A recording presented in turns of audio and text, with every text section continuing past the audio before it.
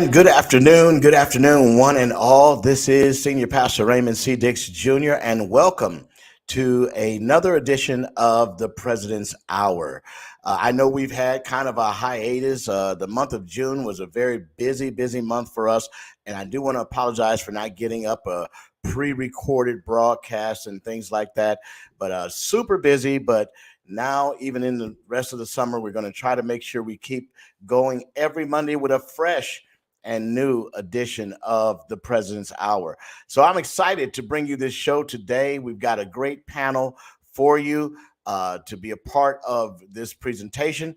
The topic is a really good topic today, but I hope everybody's doing well. Hunker in, share this with your friends, neighbors, call them up. Let them know the President's Hour is on. If they don't have Facebook, get them the YouTube link. They can watch it on YouTube on GMB SCI TV on YouTube. That's GMB SCI TV on YouTube. So they can be a part of this. I want to show you what that looks like. There it is right there on the screen. GMB SCI TV on YouTube. They can watch us there, and they also can watch our Facebook page. So the Facebook page is my personal page, Raymond Dix Jr., our church page, Pilgrim Baptist Church of Fort Wayne, Indiana, as well as our convention Facebook page, which is the General Missionary Baptist State Convention of Indiana Incorporated. And this is a presentation of the General Missionary Baptist State Convention of Indiana Incorporated and yours truly. So we have a great show planned for you today. So as I said, hunker down. If you're on your lunch hour, eat that sandwich and watch us. I want to make sure you are paying attention. I have some exciting guests today. So we want to make sure that you are being a part of that. So here's the topic for today. The topic is, what is the role of denominational conventions and associations in the 21st century? Let me give you some housekeeping tips as well. We will be able to see your live comments. And as always, the live comments are, we ask you to be respectful of other people in the comments as well as the guests. And we will pop your live comments and questions up on the screen for our panel.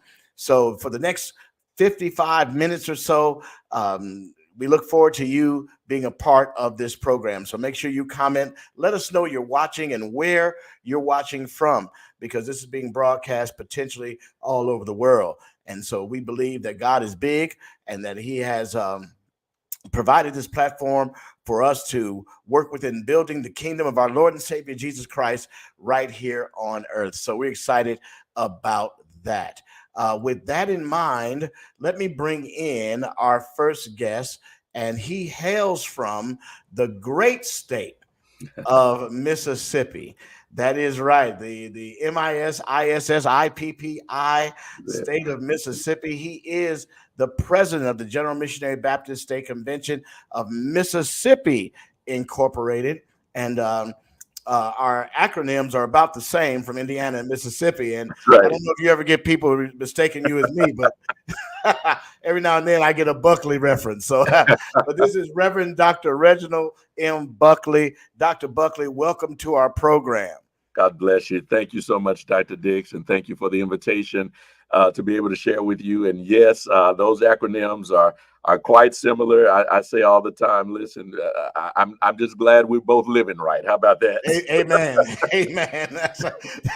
That's a good point. That's right. Yeah. We're so happy about that. Dr. Buckley, take a couple of moments and just kind of tell us the church you pastor and how long you've been there and some of the great things that are going on there in the state of Mississippi. And I'll just say this real quickly. Listen, it was so hot. I was in Jackson last week. It was so hot.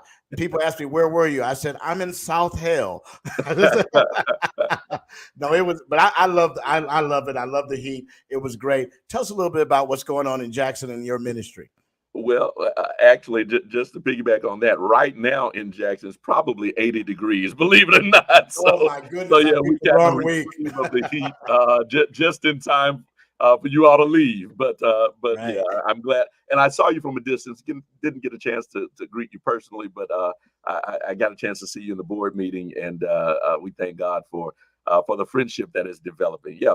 So here in Jackson, Mississippi, this is my home, born and raised here in Jackson, product of the public school system.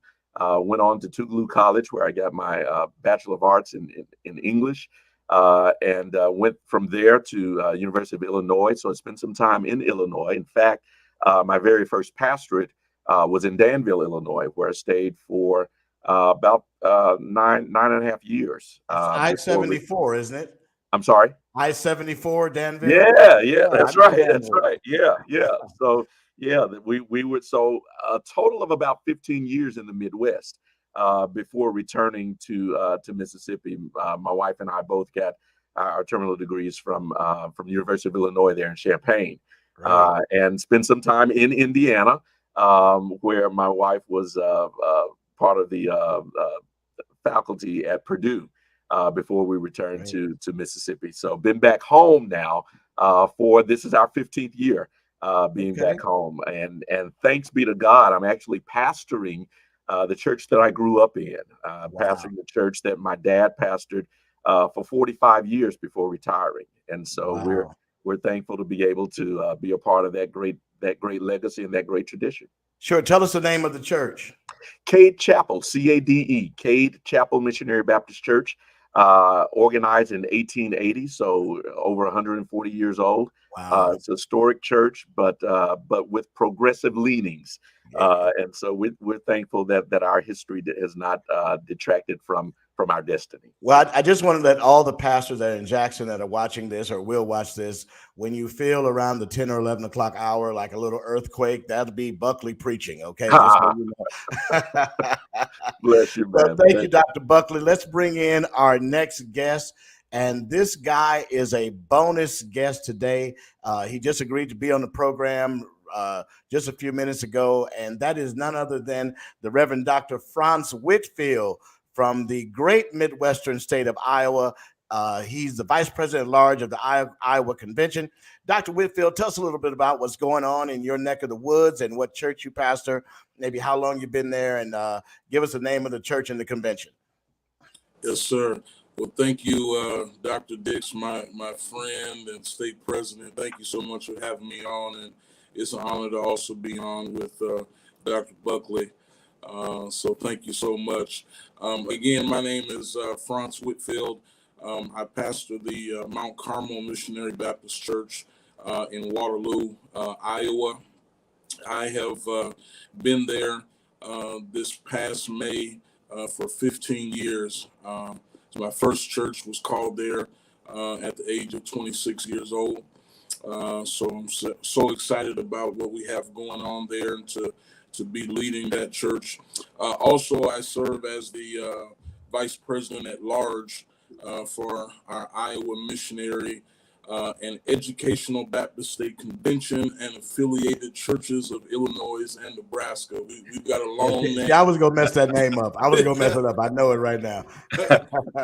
So this is actually my first full year serving as vice president at large. We just elected a new state president, which so happens to have the same last name as myself, Dr. Jonathan Whitfield, who serves as the pastor of Corinthian Baptist Church in Des Moines. So just so glad to be on with you today, Mr. President. Great. Appreciate you, man, very much. And I know you're doing great work there in the state of Iowa, along with Dr. Jonathan Whitfield. I happened to get a chance to see him in Jackson on last week at our Congress of Christian Education for National Baptist Convention USA. And I'm just grateful for you, man. You're a young guy. You're still at your first church, and that says a lot about the integrity of your ministry and how people have taken to your ministry there in Waterloo. So I want to bring in our next and final panelist, and he is a great man of God, somebody who I've learned to respect here over the short time that we've known each other.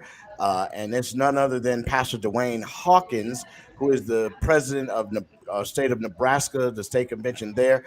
Dr. Hawkins, I'm going to let you tell us a little bit about yourself, your ministry, what church you pastor, and the name of the convention and all of that. So welcome to the program. Welcome, welcome, welcome. Thank you, Pastor Dix, to Whitfield and blessings to all of you. What a great privilege it is to be on this great panel. I apologize for the lighting.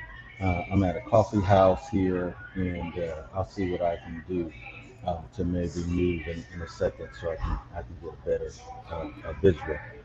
Again, I, so I my heard name's Juan. I heard the music and I thought it said, "Is he coming straight from the glory of heaven?" I didn't know. I No, man, this is the glory of scooters. This is the Listen, nothing like glory a good cup of coffee, man. I'm telling you. of scooters Good. Tell us coffee. about your church, man. What's the name of your church? So I live in Omaha, Nebraska, born and raised, and the church I pastor there is the Antioch Baptist Church. I have been pastor there for this year. I'm celebrating my 10-year anniversary, and Praise. so I Amen. was the interim before that, and before that I was the associate minister for 6 years prior to that. So about 17 years total, 10 of those as pastor, and currently lead the New Era Baptist State Convention of Nebraska Incorporated. I've got one more year left. I've been in that position for 2 terms, and for 7 years, I've got one more year left, and also serve our national work as our West Region Vice President for our national campus. That's Grateful, awesome. grateful to be on. Grateful. Thank you. Thank you so much. We're grateful to have you for sure on our program today. Gentlemen, let's dig right in to this topic today. Basically, our topic is what is the role of denominational conventions and associations in the 21st century? I think that most of us have had long enough term in ministry that we've come to be a part of and witness and partake in our local associations, maybe state conventions, national convention. I'm going to start with you, Dr. Buckley. Going forward, what do you see as the role, especially as a new president of a state convention? What do you see as the role of the state convention, national convention, and local districts in the 21st century? Yeah. Well, thank you for that question. I think a large part of the work of the state convention historically, when we think about it, has evolved around fellowship. Fellowship has certainly been a great part of what we think about convention associations, what we gather from that. But beyond the fellowship, at least the convention that I'm privileged to offer leadership to, uh, our convention has a history really of leaning forward into institution building, leaning forward into policy formation. And so as president, I'm really interested in us reclaiming a large part of that tradition. In terms of our convention, specifically, we founded Natchez Seminary in 1877, which went on to become Jackson State University. In 1884, we founded Natchez College. We currently own and operate Mississippi Baptist Seminary and Bible College. So that sort of institutional presence and institutional building is something that I believe conventions are uniquely positioned to do in state work. And part of my administration is to sort of lean into that tradition, also to lean into the tradition of speaking prophetically to issues that are right in front of us. That we don't shy away from those things, but rather that we give a critical voice at a critical time to speak truth to power. So those are kind of the things and I believe that conventions are uniquely positioned to do that because together our voice is amplified. Together, we can do things together that any single church just has a harder time and more difficult time doing. Great, fantastic. Let's go to you, Dr. Whitfield, Franz Whitfield. As a young pastor, and I think you're probably younger than the three of us. And if Spoon was here, Witherspoon was here, he would say something like, I was older than Methuselah. But anyway, uh, as a young pastor, 15 years into ministry, as you look at the role of the state convention, the national convention, and even the district association, what do you see going forward into the 21st century? Well, thank you, Dr. Dix.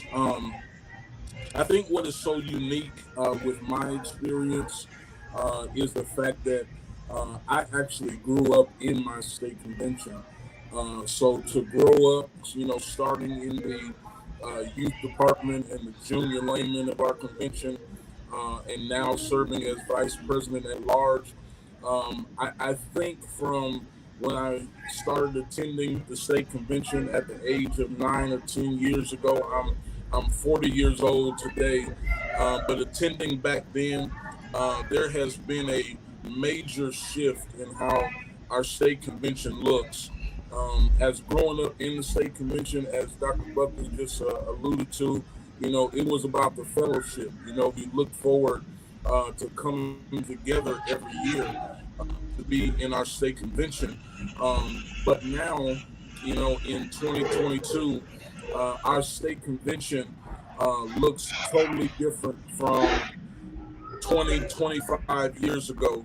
And now, when people are looking for that fellowship, they're looking for much more from their state convention. And so I think that we have to have that difficult conversation on how that looks, and how we're able to actually meet the needs of the people of our convention, to make sure that they're getting something out of it rather than just putting into it.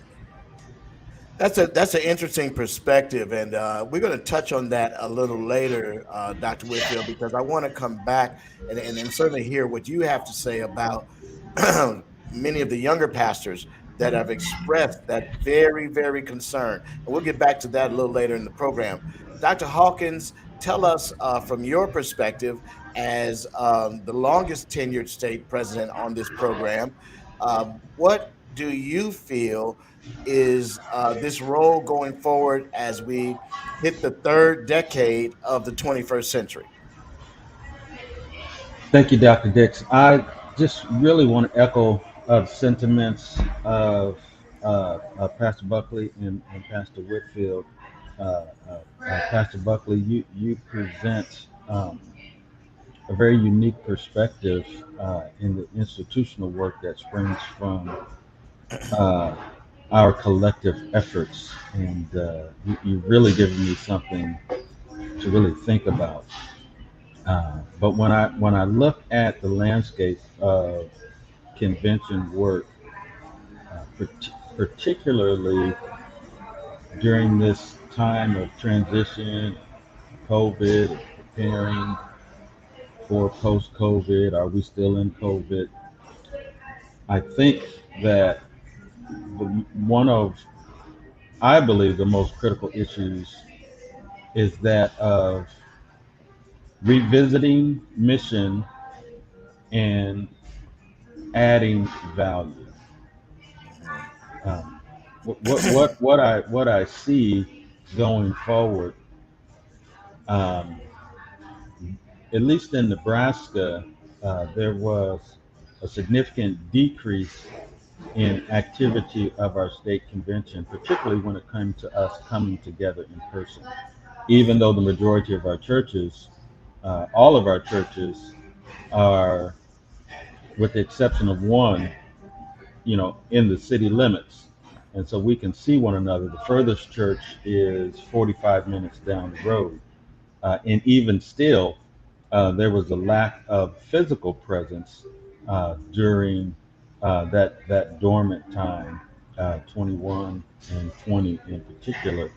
Uh, and so it became even more critical to make sure that the work of the convention is adding value to the local church and making sure that our mission to encourage and equip the local church is still our guiding post. How we do it, I've discovered, has to transition simply because how the local church is fulfilling its mission, the Great Commission and Great Commandment, in many ways is changing. And so that means if the work of the convention is to encourage and equip local churches to accomplish that mission, that means that the convention itself has to change the way it encourages and equips local churches. And it's all about creating value. Our national dean really spoke prophetically at our Congress last week and talked about um, local churches thriving and flourishing, and the work of convention work flourishing. And I believe that vision, but it'll only happen to the extent that we know the needs and we're able to meet the needs in such and as such we establish the value that we add through our convention work. So I think it's revisiting our mission, and I think it is all about adding value to what local churches are doing and what they need. All right. Well, thank you so much, Dr. Hawkins. Gentlemen, we're going to take a quick break. I got a couple of videos to run. And after that, we're going to get back and we're going to start digging a little deeper into this value added institution building, whether or not the local church is benefiting from the perspective of some of the pastors. This is actually a two-part program. We're going to have local pastors on, hopefully on next week, to really discuss what their perspective is as we see the leadership kind of discussing perspective today. So hang in there, folks, and we'll be right back with more of the President's Hour. Listen to these couple of videos, and you'll see us shortly.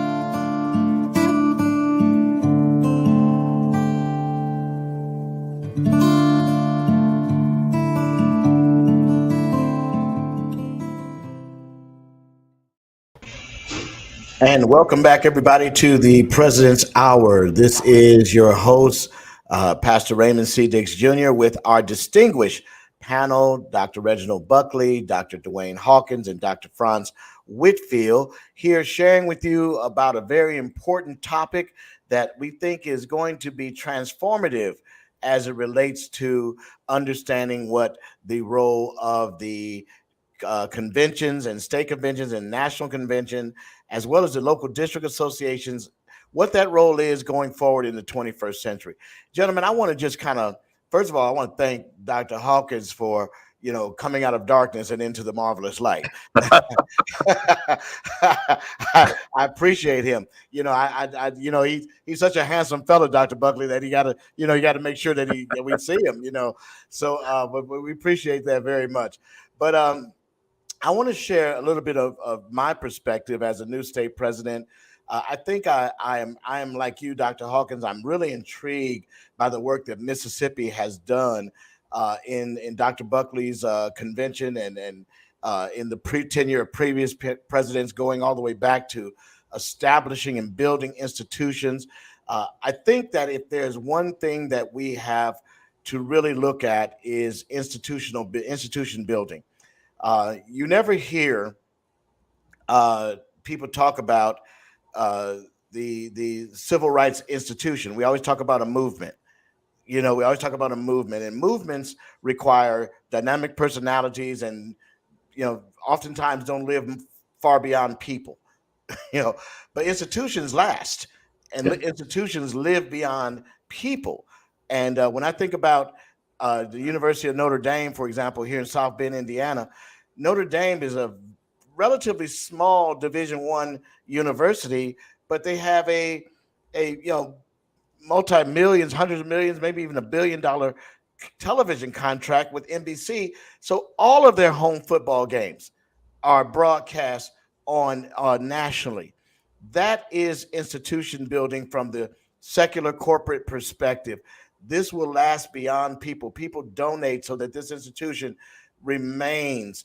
And so one of my challenges is to really help us build Indiana in that same way. And Christian education and aid and help and resource for the local church and the district. I think a state convention ought to be a resource base rather than existing for the sake of just existing. We ought to exist to be a resource to our local churches and our state convention. So that's kind of my thoughts. But I want to get to you today and talk about, here is a big question as it relates to your work, in the state convention as leaders. How do you, as a denominational leader, balance that work with the work of pastoring a local church? You gentlemen are pastors in your own right. So, Dr. Buckley, what do you see as the nuances of balancing those two things together? Wow, great question. Let me start by answering that question by saying I thank God for great teams around us, around me. It could not be done without some great teams, both on the church side and on the convention side, because we have people who are in place who understand this season that we're in. Who I had some conversations with our leadership here at the church before announcing my candidacy for president, and we were able to have some honest and transparent dialogue about what that would mean in terms of service, in terms of needing to put some things in place so that I could serve effectively in both spaces. So thank God that our deacons really have rallied around that and really have given me some latitude to serve in both capacities. Were it not for that, we would be having a different kind of experience. And so, it's because of great teams that we've been able to balance both. Great, fantastic. Dr. Whitfield, young pastor, grown up in the convention.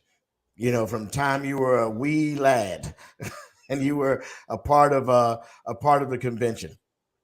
Now, as a pastor of 15 years, how do you balance the work that you're doing statewide for the convention and the work in your local church?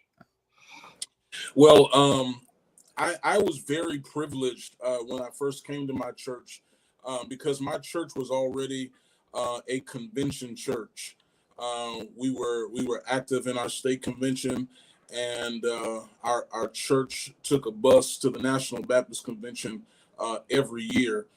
So when I first got there, I was real privileged to have a convention church, and they knew my involvement in the state convention as well as the National Baptist Convention. So besides the fact of me serving as vice president at large for our state convention, I also serve as our co-chairman for our Young Pastors Division of our National Baptist Convention, our Spirit of Timothy. And so I have a real understanding church. and they understand my responsibility to the state convention and to our national work. But one of the things that I've tried to do is that even though they are understanding, I like to make them feel important and try to get them to understand that the church comes first, and then the state convention and national work comes next. And that's why I'm grateful for our current state president, Dr. Jonathan Whitfield, because he has made an effort in telling us that look, your church comes first. Take care of those responsibilities, and then the convention comes next. So I'm just grateful to just have an understanding church. That's awesome. Dr. Hawkins. Well, let me just say this first. Dr. Whitfield is in the co-chair of the Spirit of Timothy, and he said young pastors. So I think I'm excluded from that, but I'm gonna fill out my application and see what happens. But, nonetheless, Dr. Hawkins, you've been a president of a convention now for at least 7 years. Is that right? And now you're coming to the last part of that term. How has that impacted, or how have you balanced the work in the state convention with the work as a local pastor there at your church? Not to mention the 100 other things that you're doing. Great question, Pastor Dix. I do acknowledge Dr. Buckley's comments about the role of the team makes a big difference. And I do acknowledge the comments of Dr. Whitfield about support and understanding from the local church. But I'll also say that I acknowledge that there are times when I am out of balance. And sometimes it is inevitable. And so I'm not going to say that I balance it, because I know from experience that there are certain times of the year that is the busy season for the national work, for the state convention work, and it kind of took me a minute to understand the ebbs and flows and the cycles. But knowing that I'm going to be out of balance helps me to plan to be out of balance. That makes sense. And to know how to prepare for that, how to survive during the out of balance time, and how to recover when you come out of an out of balance time. So knowing the ebbs and flows, I think, is critical, and acknowledging that there are times where you're not you're not in balance, and just being willing to settle with that reality.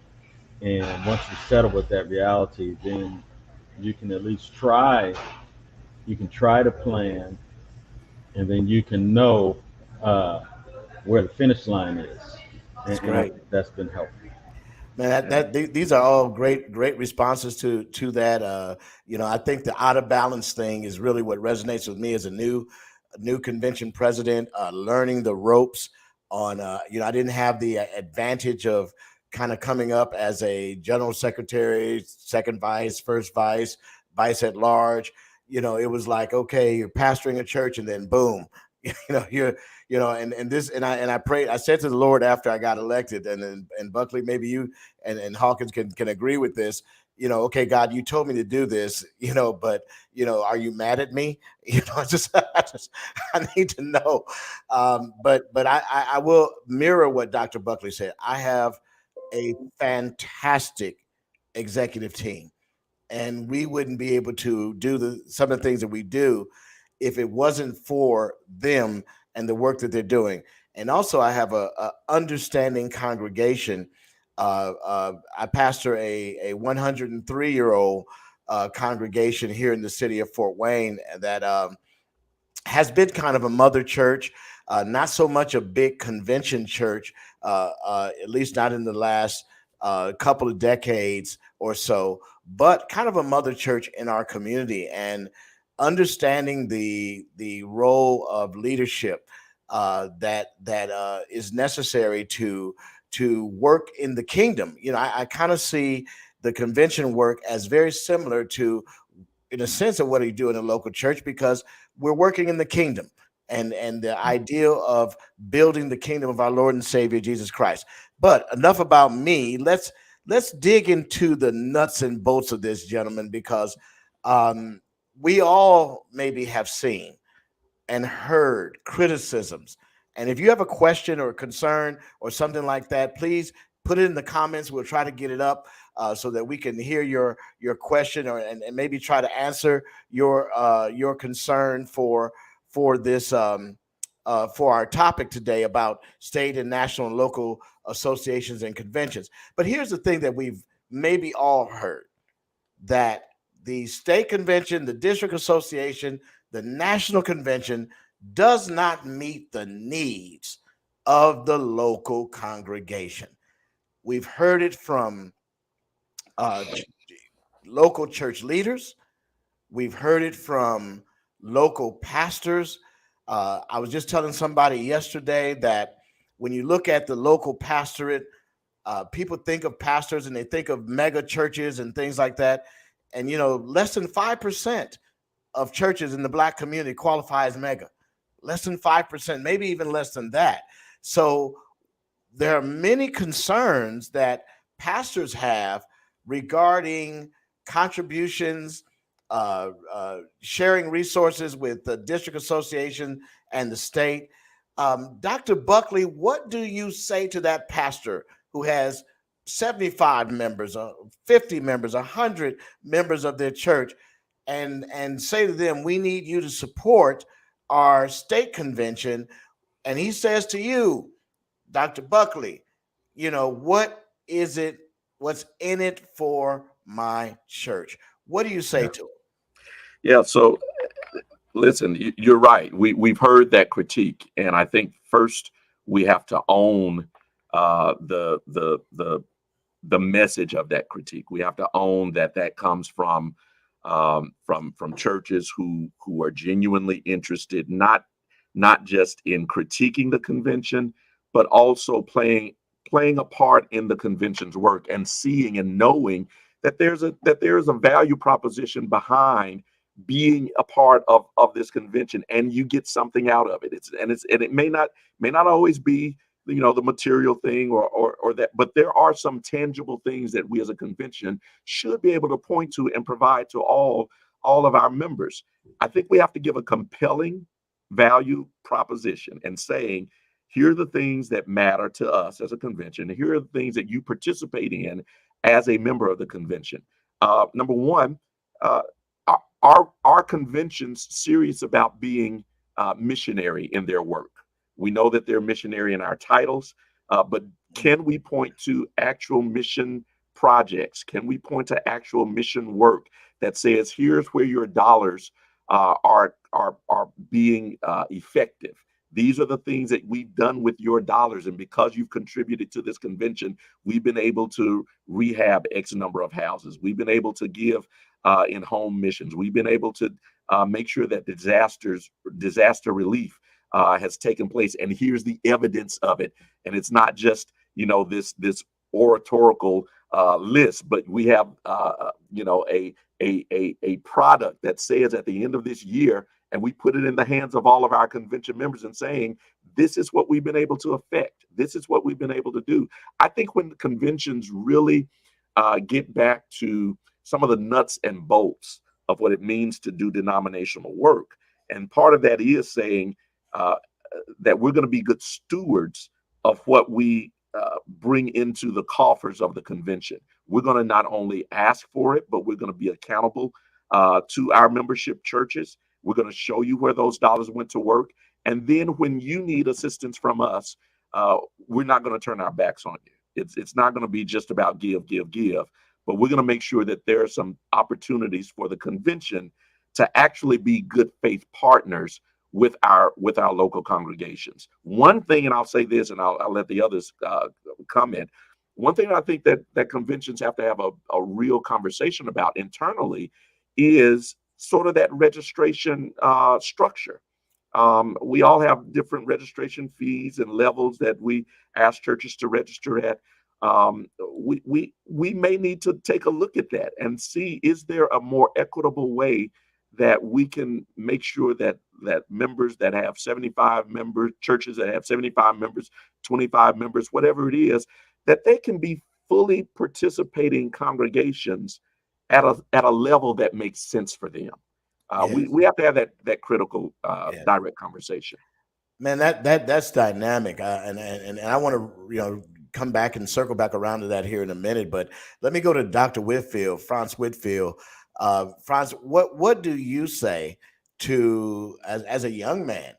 I'm sure you might hear more complaints from some of us.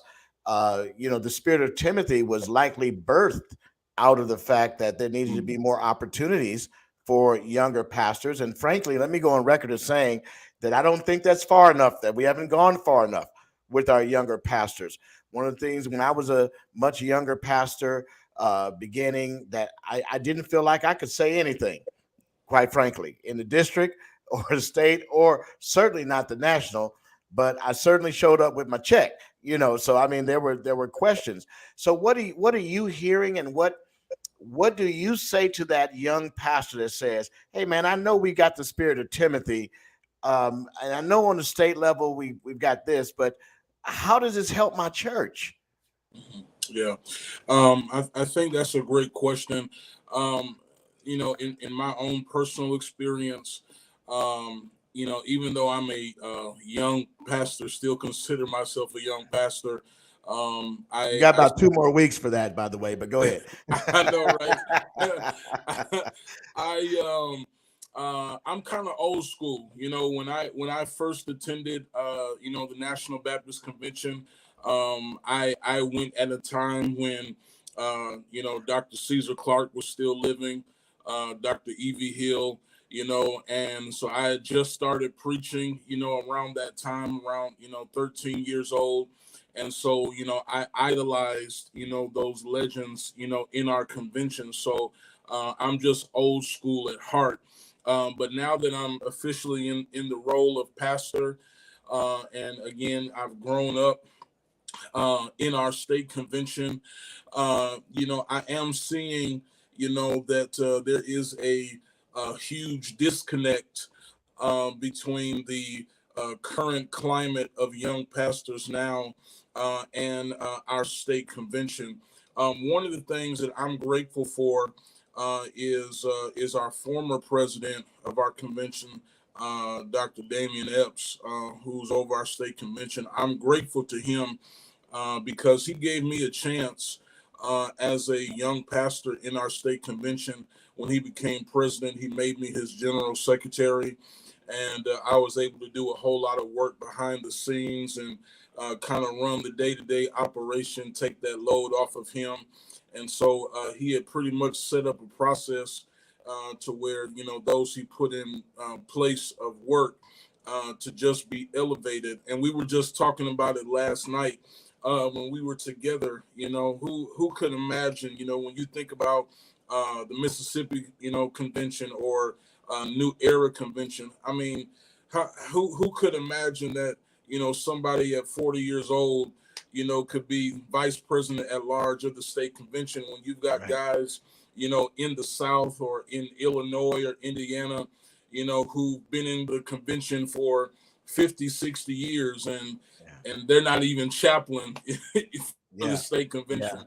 But what I'm hearing from young pastors, is the fact that they really don't want to attend our conventions anymore, because they feel like the older generation, the older pastors, aren't really connecting with them.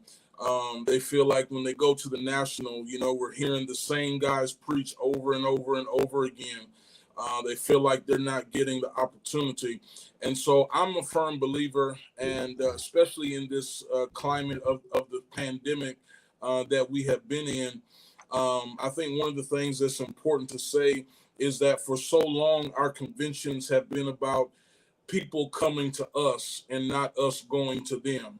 Um, 2 weeks ago, we just did our state congress here in Iowa, and we did a completely virtual session. We didn't do in person, and we actually had a larger attendance virtually than we've ever had in the history of being in person in our state congress.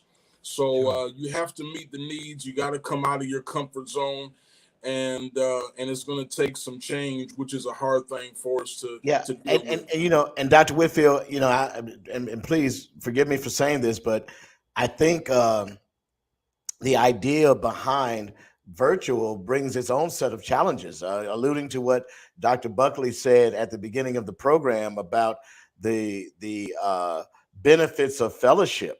We don't really get those benefits in the same way as we do virtually. So that's something else that we're struggling with. I think that's a whole nother program that we can do. But I want to go to Dr. Hawkins, and when you hear over the last 6 or 7 years of your tenure as a state president, when you hear these questions, and we've got a really good question in the chat room or in the comments that I'm going to get to here after you finish, Dr. Hawkins. But so hang on, viewer. I want you to hear the answers. At least my answer, because you're in my state, so I want to. But Dr. Hawkins, tell us, what do you say when the pastor comes to you and says, "Hey, it doesn't seem like I'm getting my bang for the buck from the state convention"? What's your answer as a state president? Great question. When I came into state presidency, I sensed that great tension. Does the convention exist for the church, or does the church exist for the convention?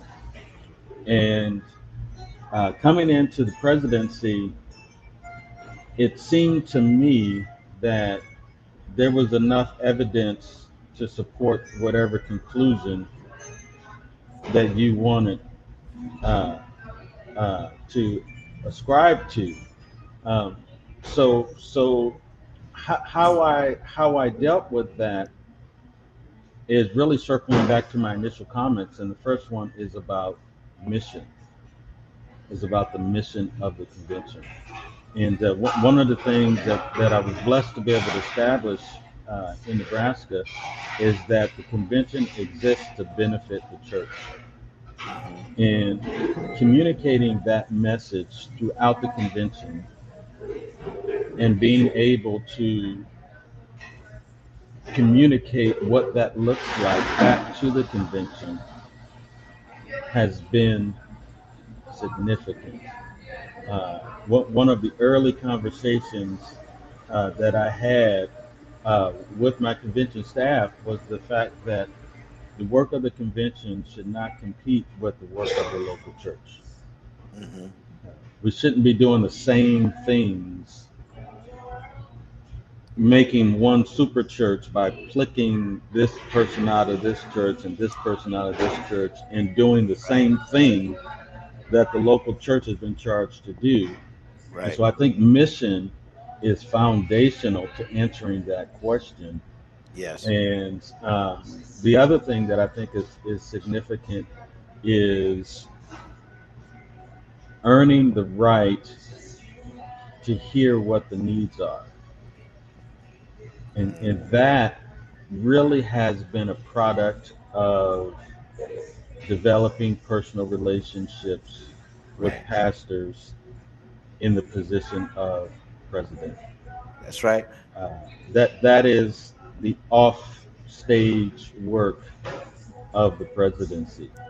Yes, sir. To gain, to develop rapport, to develop trust, to develop camaraderie, such that you can really hear what the real need is, so that you know how to create value. Yes. So critical. Yes. And then the third thing that I'll say is, in my opinion, Dr. Buckley alluded to this. In my opinion, the the function of the state convention would be better served functioning more as a nonprofit organization than a convention in its structure. And what I mean by that is that nonprofit organizations understand who their primary customer is. Uh, and at the state level, is the primary customer the member at the church or the church itself? Again, Correct. it goes back to mission, but from a nonprofit perspective, nonprofits who function well, they understand who their primary customer is, and there's no confusion. Right. There may be secondary customers, but knowing who the primary customer is, knowing everything you can know about the primary customer, and the other thing that successful nonprofits do well, that I think conventions would do well to emulate, is the transparency and the communication of mission activity and value driven activity. And, Yes. and so one of Yes. the things that we've tried to do at our annual session is, instead of having an annual session program, it really is more of an annual report. Um, Mm, so that we can tell our story both inside of the convention, and we Yes. have something that we can tell our story outside of the convention. Yes. Here's where we are, here's what we've done, here are our finances, here are our leaders, and it becomes more of a communication tool of who we are and what we've done than what we're going to be doing throughout that week. You Um, know, Dr. Hawkins, if I could just interrupt you for a second, Go man, ahead. that's powerful. That is powerful. And I just got to ask you real quickly in about 30 seconds because our time's getting short. But tell me, did that require a change of culture when you came into the presidency? Were they already looking at it that way, or did you have to kind of institute a cultural change within your convention? We had to institute a cultural change, and it's not fully embraced the way that I would like it to, because what comes natural is following the national model, That's right. and to make that shift has been slow, uh, and it takes time, and it takes helping leaders to think in a different way, and there's a lot to go into making Yeah. that. We've made some strides. We're not where we used to be, but we still have a ways to go. And I think Dr. Buckley, you probably could also agree with this, and maybe to you, Dr. Whitfield, coming in as a new president. The thing that I found that we need to do, and I kind of ran on this platform, was a cultural change, a cultural shift in our convention to become a resource based convention. To function as a resource for the districts, not to compete with the districts. For example, Congress of Christian Education. I think education is best served closest to the people. And if you can help districts focus their on their congresses of Christian education and the local church education, it gives the state convention an opportunity to do some novel things in terms of ongoing Christian education, maybe even some institution building. We're looking at partnerships with our state convention with universities. We're not in a place to establish a university right now, but we certainly are in a place to partner with universities to say, we have people that want to go to Bible college. We have people that want to go to a Christian college, even get a liberal arts degree. So we're looking at those kind of things. Let me get to this question, though. One of the viewers has asked a very important question, a pastor, and here's his question. Real important. What about small churches paying $400 a year with getting nothing from the convention? Three question marks. Okay, so so Dr. Bacon, that's a very we get it. We get it. That's a very serious question. Let me answer from my perspective. And I think Dr. Buckley, you alluded to this. Looking at the financial structure, adding in what Dr. Hawkins has said and what Dr. Whitfield has brought in about being intentional with some of our leadership, Dr. Hawkins talked about value and exposing value. From my perspective, this is an area that I'm determined to see refocused, refurbished, reconstituted, however you want to put it. We're going to make some real changes in Indiana as it relates to that. And two things come out of your question, Dr. Bacon. The idea of the pay, and then the idea of value. And I don't get from your question that you really have a huge concern with the pay. It seems that more of the concern is with no value. For example, if they charge $70,000 for a home, or 80,000, or 150,000, whatever, I need to know that that home has value. If I'm going to pay it, I'll pay it if it has value in my eyes. So there are some things that are, when we look at this, may be more valuable to me than it would be to Dr. Hawkins, Dr. Buckley, or Dr. Whitfield. And so I think what we want to do is help our pastors see that whatever your level of investment is in the state convention, that you can see real value. And so I wanted to get to that question, and I hope I answered it. And if you have further questions, Dr. Bacon, you know how to get in touch with me. We can talk about that. Gentlemen, our time is about up. And I want to be respectful of your time that you've given to us. Let's do a wrap up. Everybody take about a minute, and things that you want to kind of say on this topic regarding what you'd like to do and to see happen in your state convention to make it more relevant, more connected to the local church, district association, and even the national. Let's start with you, Dr. Buckley. 1 minute wrap up. Thank you so much again. Thank you for the platform to be able to meet these brothers who share in this ministry. One thing I think that state conventions, national convention as well, that we can do a better job at, that I think would move the needle forward, would be, our systematic implementation of missional work. When churches can plug in and know that missional work is replicated across the state or across the nation, and we all have certain programs that we know, here are the results, here's the mission, here are the objectives, and here are the measurable outcomes. I think we will begin to see a cultural shift, as Pastor Hawkins talks about, in terms of the level of support that we can get from our local churches, but also we'll be able to answer and saying, here's where your dollars are going. And let me lastly say this, those dollars, that $400, while we always want to know what we're getting, we should always recognize that part of that is just a part of being a part of, right? That there's a membership part, that as a member of Alpha Phi Alpha, there's a membership that I pay, right? That A5, bro. A5, right? I don't get anything back from that.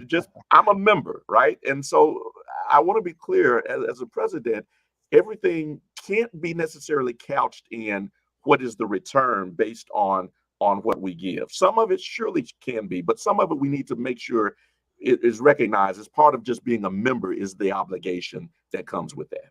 Great. Fantastic. Thank you, Dr. Buckley, and appreciate you, man. Dr. Whitfield, 1 minute wrap up, man. What do you have to say to us?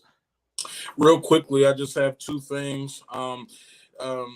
In terms of what are we getting out of the convention by paying $400 registration, I can't tell you how many times I've heard that. But my response to that is that if you have concerns about what you're not getting out of what you're putting in, you have to be present. You have to be there to make your voice heard. And that's something that I personally did in the last couple of elections, when Dr. Jerry Young first ran for president.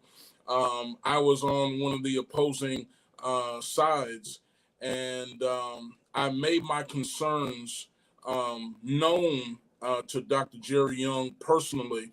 And some people said, man, you're crazy for, talking to the president like that. I never disrespectful, but just voicing your concerns and all this and that. And one of the things that I love about Dr. Young is that he appreciated what I said to him.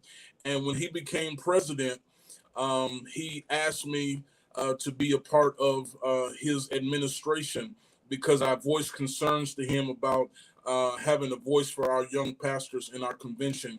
And so, surprisingly, even though I was on the opposing side, he asked me to serve as one of the chairpersons for the Young Pastors Division. So, if you have issues with what you're not getting out, you have to make your voice heard as much as possible. Be there, be present, and make your voice heard. And then just quickly, the last thing that I would say, we talked about the convention and what we're not getting out of it.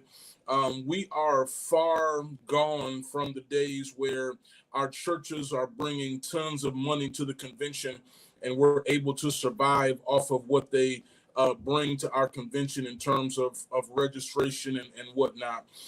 We have to now, in this certain season, be a convention or state conventions that are business minded, that are business oriented. So that means that you've got to partner with corporations, within the city or within the state that are willing to sponsor and bring money to the convention so that we don't have to survive or panic if we don't get money from our churches. So we just have to change our thinking and our mindset, and we'll be good. So thank you, Dr. Dix, for having me today. Thank you, Dr. Whitfield. Dr. Hawkins, 1 minute wrap up, man. Tell us where we go from here. What are your thoughts? Go right ahead. Thank you, Pastor Dix. Just quickly, just want to paint a vision of what successful denominational work could look like, particularly at the state level. From where I see it, the picture that I want to paint is that local churches will be stronger and they will be able to clearly identify the ways in which their local churches have strengthened as a result of associating with the local work. And when that happens, the local churches get the shine and the convention really becomes more invisible. And we are underneath the local church, upholding the local church. And when we see evidence of that, we'll know that our conventions are headed in the right direction. Man, thank you so much. And I want to say to each one of you gentlemen, how much I appreciate you taking your time, and a couple of you guys came on at the last minute. I know that I could twist Buckley's arm. That's my frat brother, so he had to do that on the shield, bro. But no, he didn't. I didn't have to twist his arm at all. Just on a Monday. Yeah, right, on a Monday. That's the other thing.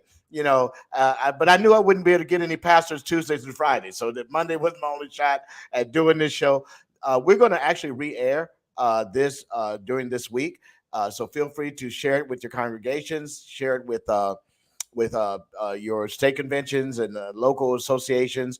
If you have any questions, you can always send us a message. Comments and all those things. We try to look at those during the week.